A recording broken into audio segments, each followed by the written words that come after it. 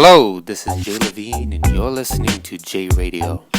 Here with me again is the brilliant Tony Nikolovsky. I'm so glad to see you again. Yes, I know. So, we've decided to partner up in this YouTube channel because you seem like a very nice guy, and we're brothers. We know each other. We're very close, and we like the same topic of bullshit. Just very comfortable to talk to you.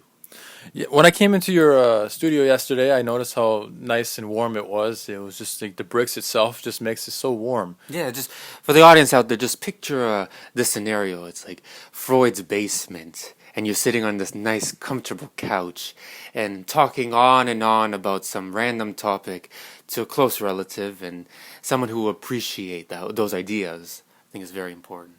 Yes, just the environment is just the ambiance. Yes, without the nasty bullshit. But let's cut the crap, right? So, a lot of viewers of this channel were probably wondering, what are the differences between bullshit and incompetency? And sometimes I'm not quite sure what that is. Well, this is a reoccurring question. It occurs every time somebody reads my book, and it's a great question. Bullshit and incompetence, they both intertwine. They coexist together. One doesn't happen without the other, in my opinion. Bullshit is the way that you cover your incompetency, or actually competency, as I argue. Bullshit is just like a nice way to articulate words to manipulate some individual that you are competent or incompetent of something. Whereas incompetency or competency is just a lack of ability to perform a task or tasks. Okay, so let me try to get this straight. Okay, so bullshit is when you pretend with eloquently articulated words of some sort just to sound smart, per se. Right. Or to pretend you're not smart and to gain a certain benefit. That's what I argue. But incompetency in itself means that you are unable or unable to do something. Yeah, physically. Physically, mentally, emotionally, etc.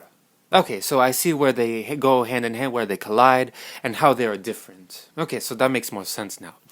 Another question that I'm very genuinely curious about is your title page. So you have this man. Is that you? That was me, actually, from 2-3 years ago.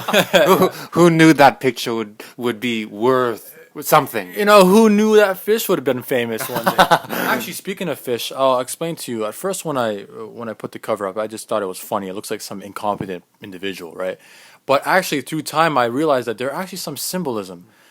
Yeah, I was about to ask some of those questions. What are those? What's symbolic about your title page? Yeah, so I'm not gonna bullshit you and say that I intentionally made it. I wanted to make it symbolistic, right? But like it turned out to be.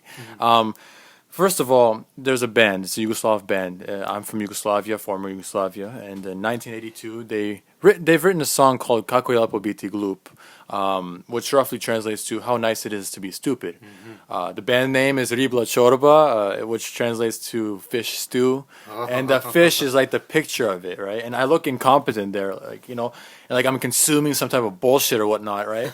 So that's exactly what it reminds me of now. But let me just elaborate on the band and the song. Sure. Yeah, the song is called "Kako je lepo biti glup." So, like I said, it means how nice it is to be stupid. And obviously, nobody wants to be stupid.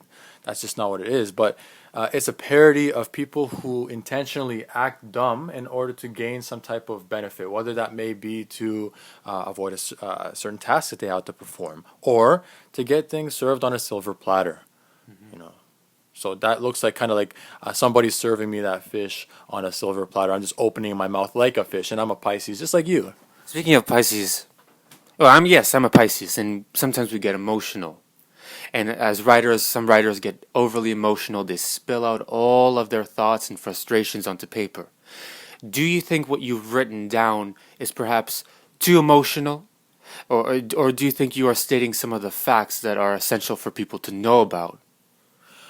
Well, yes and no. Like it was at first glance an emotional piece. I did have my own vignettes in there, and I wrote what I thought was bugging me at the time. But however, I feel like, as with any undergraduate that is unemployed but invested hundreds of thousands of dollars to gain that diploma, and don't have anything in return, are gonna be mad. And I think that there's a lot of individuals like me out there that suffer the same problems. Like, essentially, universities are stealing money sometimes. Like, you go into a program that they offer, but then that program is not offered in the real world. And you wonder yourself, why did I pay $100,000 with no benefit. Like I'm sitting here right now unemployed, and not to bullshit you, I wrote this book because I don't have money and I want to make some type of money. You know what Well, I I mean? know you'll make a lot of cash selling this wonderful book. So, out of this disparity and darkness that you've written about, is there a glimmer of hope that you and your readers can take out from these experiences? Well, I mean, the struggle is real. Let's give it that. But from the moment you open my book, you'll see terms that are not real: tera shits, giga shits, mega shits, kilo shits, Shititis. shitsometer, shitsomaniac. You know, all these terminologies are not real.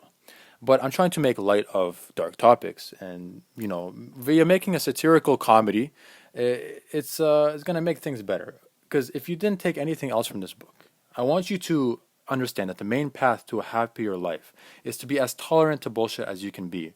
Because the more tolerant, the more happy. So, being more happy, but also being aware that we live in the shitsosphere, but also taking life more lightly, or thinking of it more positively than being all cynical. Well, thank you again, Tony, for having this wonderful chat. Thank you. And this was Jay Levine, and you're listening to J Radio.